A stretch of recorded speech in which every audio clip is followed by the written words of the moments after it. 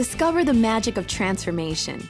We're taking your kitchen from this to this is easier than you think and more affordable than you could have ever imagined.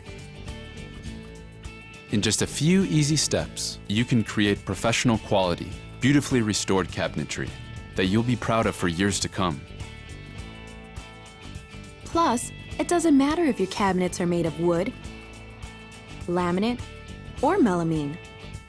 Cabinet Transformations lets you create the style you want easily. And with the addition of countertop transformations, you can transform the look of your kitchen countertops too. To learn more, visit Rust-Oleum-Transformations.com.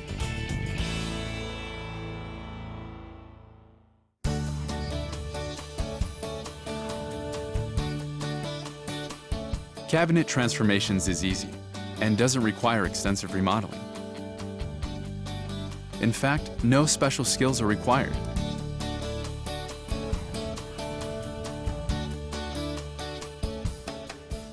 To determine the square footage of your cabinetry, see the diagram on the back of the Cabinet Transformations package or use the online calculator at Rust-Oleum-Transformations.com. If these measurements exceed the coverage stated on your kit package, you'll need to purchase an additional kit. The Cabinet Transformations system includes deglosser, bond coat, decorative glaze, protective top coat, decorative glazing cloths, scrub pads, stir sticks, an instructional pamphlet and DVD. Before you get started, you'll also need to gather the following tools and materials. See the included instructional pamphlet for a complete materials checklist. As with any project, be sure to have everything you need before getting started. Plus, it's best to keep pets and kids out of the area during the entire refinishing process. For complete step-by-step instructions and other useful tips, refer to your instructional pamphlet. For frequently asked questions and other inspirations, visit Rust-Oleum-Transformations.com.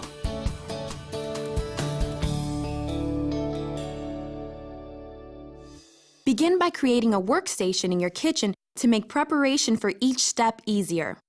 Lay out a tarp on your floor and cover your countertops and the walls around your cabinets with plastic sheeting. Be sure not to cover your base cabinets. Tape the edges using smooth painter's tape. Next, create a quick sketch of your kitchen layout. Number each door and drawer front and mark each one using smooth painter's tape. Be sure these numbers match your sketch. Now is a good time to remove any outdated items from your kitchen.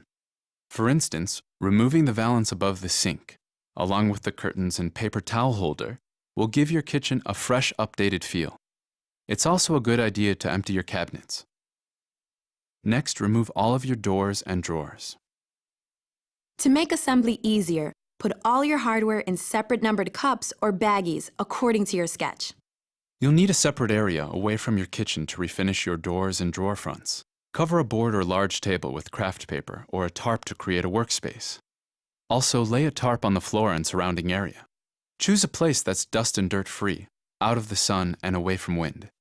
Perhaps your basement or garage. Also, be sure that your workstation is well ventilated, but do not use a fan. Now, lay out your doors and drawers for the next step.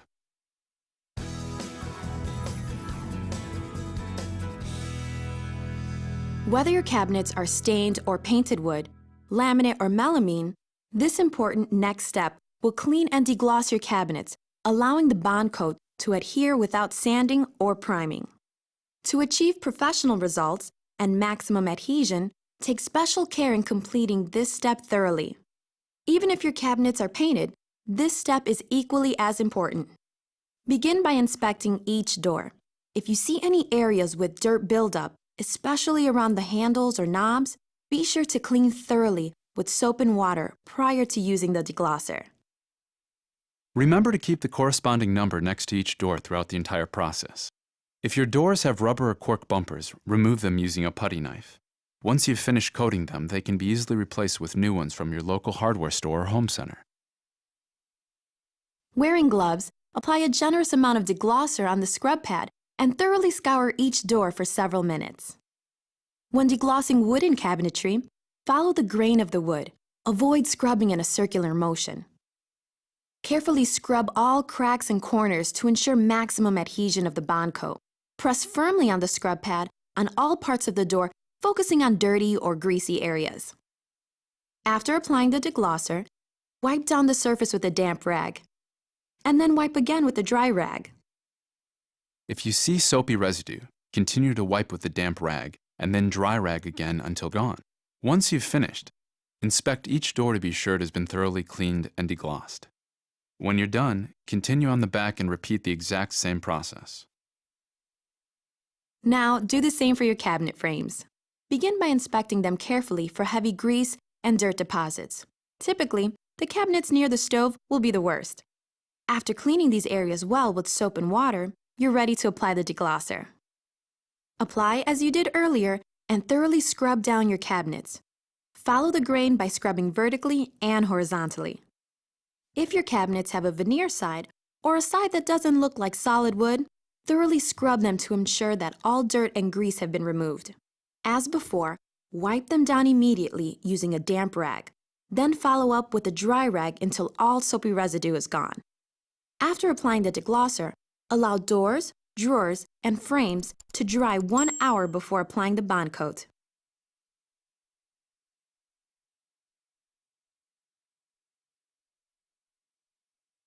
Now, inspect your doors, drawer fronts, and cabinet frames for cracks and holes that need repair.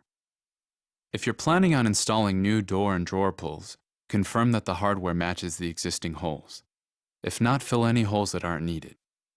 To repair, simply use plastic wood putty to fill in the spots. Let dry and sand flush to the surrounding area.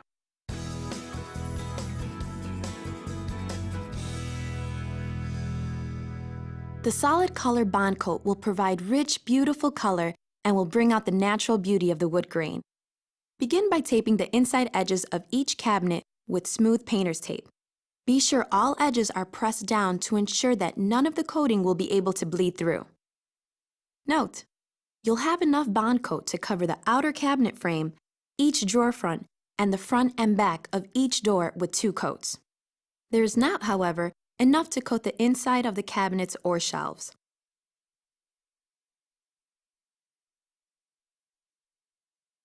Start by thoroughly stirring the bond coat with a stir stick. Pour a portion of the bond coat into a clean disposable container. Now, wipe your cabinets one more time using a dry, lint-free cloth to remove any dirt or residue left by the deglosser. Use a 2-inch angled or straight synthetic paintbrush to achieve professional results. Rollers are not recommended. To ensure the best results, apply in even coats. Use up and down brush strokes on the cabinet sides and vertical stiles. Use side-to-side brush strokes on the horizontal rails. Once the first coat is completely dry, approximately 2 to 3 hours, apply a second coat. When finishing your cabinet doors, here's a tip to make the process easier. Drive 2 drywall screws into a 2x4. Set up 2 of these on your work table to support each door and make the sides of your doors easier to coat. As with your cabinets, be sure to wipe down each door with a dry, lint-free rag before you start. Begin with the back side of your door. This will allow you to get comfortable with the technique before proceeding to the front side. As before, use a 2-inch angled or straight synthetic paintbrush to apply. And for wood cabinet doors, be sure to follow the grain. Start with all 4 inside corners and sides. Next, paint the center panel with long, smooth vertical strokes.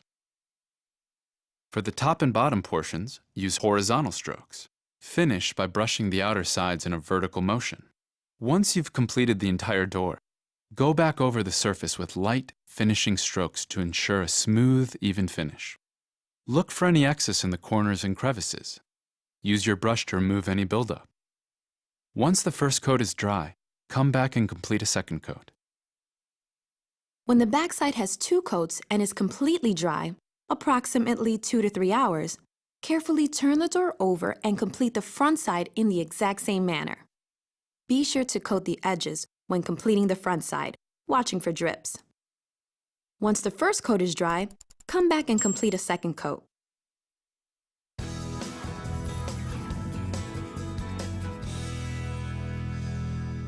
Applying decorative glaze is an optional treatment for achieving high-end custom-looking cabinetry. If you don't wish to complete this step, you may skip ahead to the final top coat stage. The addition of glaze can add depth and dimension to your cabinetry.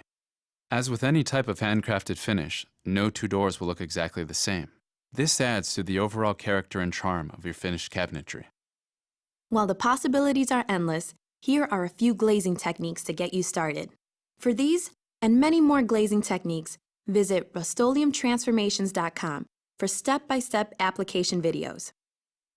Begin by pouring a small portion of decorative glaze into a clean disposable container. For the traditional glazing technique, coat the front of the door completely with the glaze using the same process that was used to apply the bond coat. Use a synthetic brush or foam brush to apply. Next, lightly gather 2 pieces of decorative glazing cloths provided in your kit. Use the decorative glazing cloths to wipe off the glaze. Light pressure will leave more glaze on the surface, whereas heavier pressure will take more glaze off. For best results, rotate and refold the cloth often. You'll notice that the decorative glazing cloth will naturally leave more glaze in the grooves and corners. Feel free to experiment until you achieve the look you want. Once you've created your desired look, use the door as a guide for color, texture, and style for the rest of your doors, drawers, and cabinet frames. Allow to dry a minimum of 8 hours before top coating. You can also achieve this beautiful look using melamine or laminate cabinetry. And that's just the beginning. If you'd like to learn more about heavy edge technique, fly specking, dry brushing, scrunching, modeling, and many other advanced glazing techniques, visit Rust-Oleum for step-by-step application videos. Using your cabinet door as a guide for color, texture, and style, you will now glaze your cabinet frames to match. For this example, we will use the traditional glazing technique as described earlier. Coat the entire cabinet frame with decorative glaze using the same process that we use to apply the bond coat. Use your synthetic brush or foam brush to apply. Roll up 2 pieces of decorative glazing cloth and once again begin wiping off the glaze. When you've achieved the look you want, allow your cabinet frames to dry overnight, a minimum of 8 hours before top coating.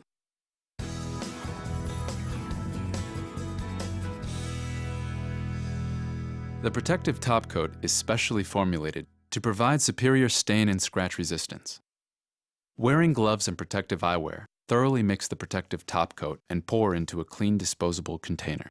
The protective top coat dries quickly, so for best results, avoid rebrushing previously coated areas that have started to dry. Using a 2-inch straight or angled synthetic paintbrush, apply an even coat of protective top coat to the cabinet frame. Just as you apply the bond coat, use up and down brush strokes on the cabinet sides and stiles. Use side-to-side brush strokes on the horizontal rails. Once the protective top coat is completely dry, carefully inspect the surface and touch up light areas where more protective top coat is needed. For the doors and drawer fronts, apply the protective top coat in the same way that you applied the bond coat. As before, it's recommended that the backside be completed first to get comfortable with the technique. However, for this demonstration, the front side of the door was coated to illustrate how to apply the protective top coat in the corners and grooves of the door panels. Remember to avoid rebrushing previously coated areas that have started to dry. And if you get any buildup in the recessed areas, simply wipe it out right away using a clean, dry synthetic paintbrush. Once you've completed your cabinet frames, both sides of the doors and drawer fronts, you'll need to ensure that the protective top coat stays free of dust and lint by keeping your windows closed and your ceiling fans turned off. Also, remember to keep kids and pets out of the room until the finish dries, or you may end up with accidental fingerprints and smudges. Allow your new cabinets to dry undisturbed overnight for a minimum of 12 hours. Drying times will vary depending on your weather conditions. After 12 hours, you can reinstall your cabinet drawers, doors, and hardware. Keep drawers and doors ajar until completely dry. For full use, allow to dry for 24 hours. For an updated look, consider installing new door and drawer hardware. You can also continue your transformation by refinishing your old countertops with Rust-Oleum Countertop Transformations for a fresh new look. Rust-Oleum Transformations also works beautifully on islands, bath vanities, furniture, and more. Congratulations! Your new kitchen is finished and you're now ready to begin enjoying your newly transformed cabinets. If you would like additional information and technical help, please visit rustoleumtransformations.com or call Rust-Oleum Product Support.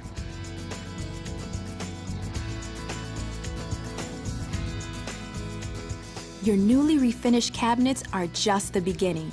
Let your transformation continue with the look and feel of professional quality, beautifully restored countertops. The black countertops you just saw in this presentation were refinished using Rust-Oleum Countertop Transformations, the durable do-it-yourself coating system that's perfect for kitchens, bathrooms, and projects all over your home, all in a weekend. For more information, visit rustoleumtransformations.com.